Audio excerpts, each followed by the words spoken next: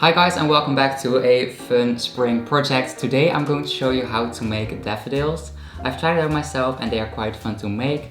We will go through quite some steps, but if you just follow along, I think everyone can make this. So let's just get started and I hope you like it. Here is a daffodil that I already made as a little practice before making this video. So this is what the final result will kind of look like. And as you can see, it just has 3 top petals and 3 bottom petals, just like a real daffodil has. And it also has this middle part and also that little thing in the middle. Not sure what it's called actually, but for the bees.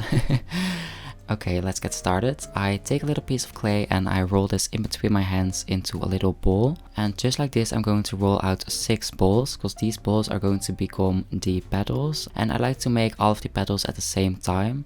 That way it's easy for me to make them all the same shape and the same size, instead of making them one by one. So I just make all of them at the same time. Here I rolled out one ball that was a little bit too big. And what you then can do is just pinch off a little bit of clay, roll it in between your hands again, and then it is good to go. And just like that, I make 6 balls that are about the same size, and then I start shaping them into a petal. And the first thing that I do is make one side a little bit pointy, since the petals are also going to be pointy. So as you can see, I hold my hands a little bit tilted and I roll the ball of clay in between my hands like this. And I do the same thing to all of the other petals as well. Just make sure that they don't get too pointy. Sometimes you just have to push it back a little bit. And then the next step is flattening them. So I hold them in between my hands like this, and I just mainly press with my thumbs on top of them to make them a little bit flatter and to just shape them in a shape that I like. So I just press at the top, and sometimes I put a little bit of pressure on the side to just change the shape a little bit. Yeah, I just go for a shape that I like. You can also take a picture of a daffodil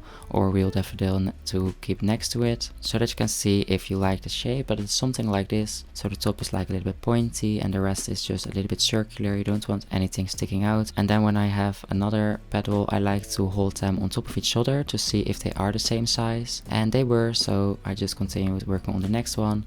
And just like this, I make all of them, which is quite some work, but it is quite fun to do as well. And so I didn't really mind doing it, but it may be a little bit more difficult and a little bit more time consuming than it may seem. And then after I flattened all of them, I go to the next step, which is basically flattening them a little bit more. So as you can see here, I put a little bit of extra pressure, mainly on the side, because the thinner the petals are, the more realistic they will seem. And the reason that I don't make the entire petal this thin and flat is that it will become very fragile if you do so. The sides are also fragile like this, but the whole flower in the end will be a little bit stronger if you just keep the rest of the leaf a little bit thicker. And I just do this with all of the petals. And then I move over to the next step, which is making some texture on the petals, which I quite like to do. So I take this shaping tool and I just start making some lines like this. I put quite some pressure on the clay and I just make some random lines. I don't try to make it symmetrical or anything. I don't count the lines. I just make some random lines. And I feel like if you don't count it and you don't try to make it symmetrical, it will just look a little bit more natural, because petals and leaves in nature also aren't perfect. And sometimes I kind of try to achieve that, but then it looks less natural because of that. So I just like to do it like this. And just like that, I go over all of the petals. And then the petals are finished and I'm actually going to start working on putting them together into one daffodil.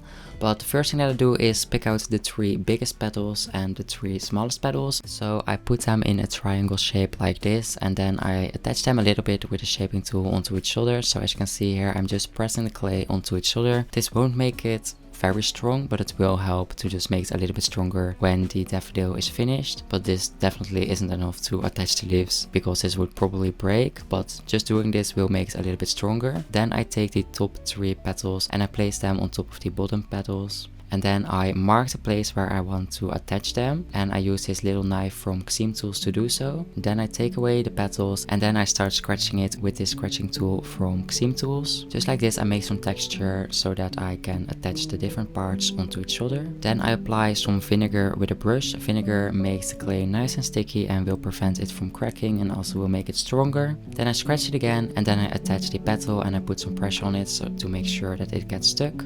And then I attach both of the other petals in the same way.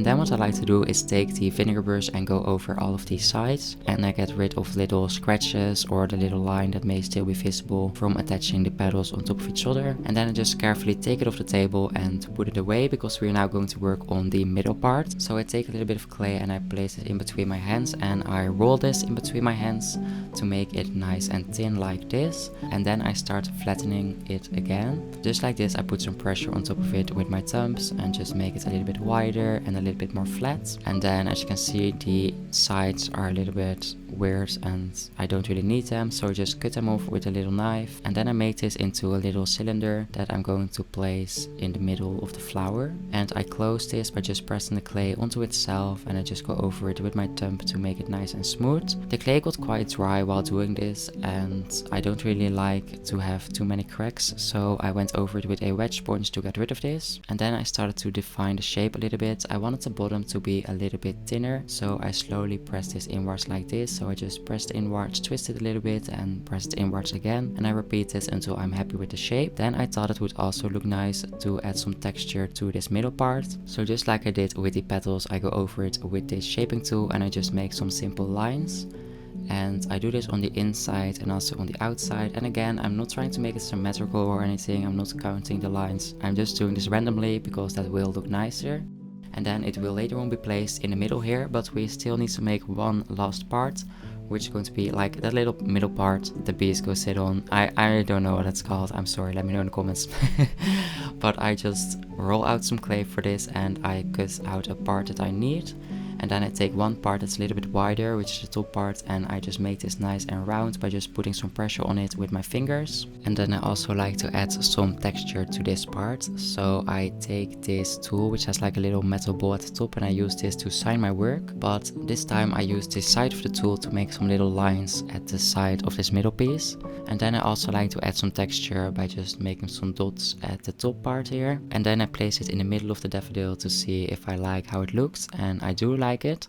But I did find out that the bottom of this middle part was a little bit too thin and it just fell through the flower. So I just took a little bit of clay and I just pressed this onto the bottom of this middle piece, just so that it would be a little bit thicker and that way I could attach it. So I just placed it in the middle, and then I used this shaping tool again to just press it onto the rest of the daffodil. And then I also went over it with the vinegar brush just to also smooth it out, but also attach it a little bit more. And then I placed this bigger middle part on top of the middle part. I'm not sure what these parts of the flowers are called, but I just put this part on top of it and I mark where I'm going to attach it. Then I take it off and I start scratching it again, and then I again apply some vinegar and then I scratch it again, and then I press this middle part onto the daffodil and I make sure that it gets stuck. So just carefully put some pressure on it, move it around a little bit and just press it on there. And then I again also go over the sides with the vinegar brush to get rid of any little lines and to just smooth it out. And then the daffodil is finished, and you can still make little adjustments. So like I'm doing here, I'm just pressing the petals a little bit more inwards and I'm like closing the flower a little bit, but you can just do whatever you like here. And then they are finished, and here it is together with the other one. The other one was a little bit smaller, but I do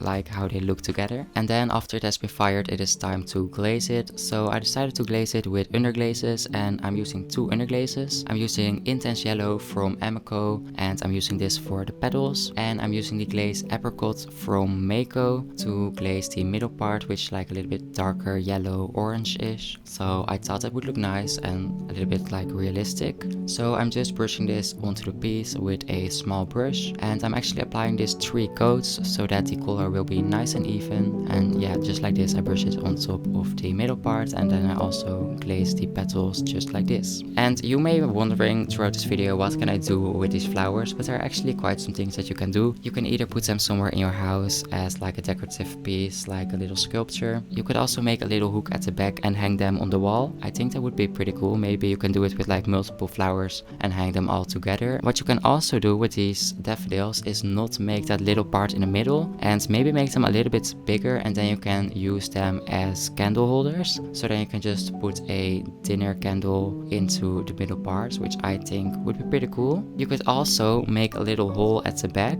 and then place place it on a stick and then you can just put them in the garden in between your real flowers. I think that would also be pretty cool.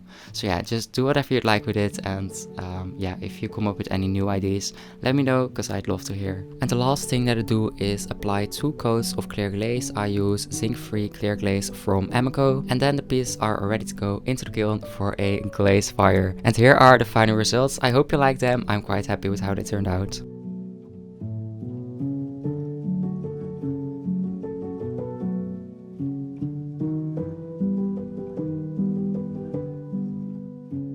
That was it for this video. I hope you liked it, and if you're going to make these daffodils yourself and you're going to post them on Instagram, please tag me at Calder because I would love to see it. If you're looking for more instruction videos, you can take a look at my channel. I also made one video where I make roses, so if you're feeling the flower making groove and you want to make some more flowers, definitely check out that video. I will leave a link in the description. And for now, I wish you a nice week and I hope to see you in the next video. Bye bye!